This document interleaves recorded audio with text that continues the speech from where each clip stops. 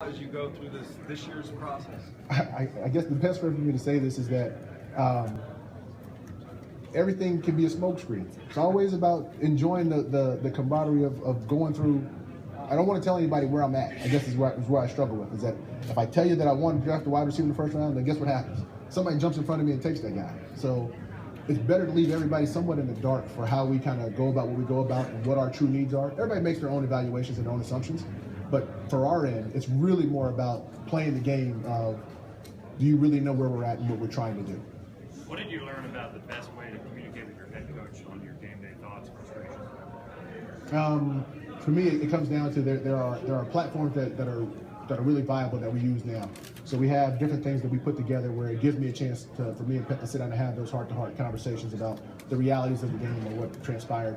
And we're going to stick with that. We're going to stick with working in a way where we can have those direct conversations and then let it disseminate from there. Is the Gilbert issue one that you think can be resolved? Yes. By next year? Yes. Did the texting thing? Like you said yesterday about Johnny and your quarterback situation, that he has to approach the draft and free agency like you need. I'm paraphrasing, but I'm sure you saw or heard the comments that you can't count on Johnny. You're the one putting the roster together. How do you look at the quarterback situation with that situation in there as well? I look at the quarterback situation as the Browns look at the quarterback situation. So Coach Pettin's articulated that he wants a starter, and we're going to do the things that we got to do to get him somebody that he feels comfortable with as a starter. So, okay, I'm sorry. Can you come in with, let's say a highly drafted rookie or somebody who could be a long-term thing, or do you say, we need a veteran who could be a stopgap and compete kind of guy? I would tell you again, for us, all options are on the table. It's simply about trying to find the guy with the right skill set to improve our football team. So, again, with Flip, with Pet, with Coach Roper, we've had those conversations. Now, what that name is, I would be remiss to say it up here on this podium, but I would tell you that there is a plan and there are names and there's a pecking order as to how we look at the players that are available for us to try to make a play for. Do you think Johnny Manziel will be the long-term starter? Will you meet with Joe Linton at the combine? Again, whatever conversations we have, those will remain private. I don't get into trying to discuss who we talk to and when we talk to them. Do you think Manziel can be the long-time starter? Again, I think any player that has the requisite skill set and put in the right position can have success. Has the texting thing changed you personally or maybe humbled you in any way? Yeah, I would say that any time that you make mistakes, that it is humbling. And I would tell you that, my wife's been reading, again, she's off to the side, but I'm going to give her a little credit here too. My wife's reading a book called The Power of a Praying Wife, and her comments to me were that greatness is not the absence of a flaw, it's the ability to overcome one. So from my perspective, I feel like that's what it's about. It's for me to really get where I want to go. It's that I'm going to be perfect. It's that I'm going to make mistakes and I'm going to learn from them. What did you do to assure Mike Pettin with regards to this whole technique?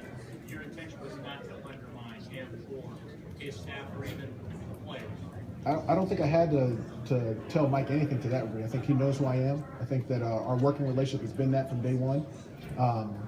And in that, I think that the conversations for us have truly been organic. There hasn't been a, hey, Ray, you have some explaining to do. We need to sit down and talk about it.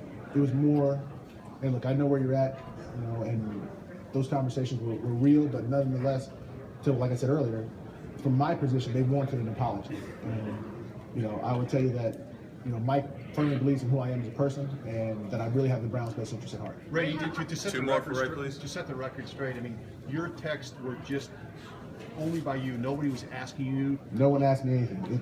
This is solely me. This is a decision that I made, and I'm owning that mistake. Ray, do you think that the texting led to passion?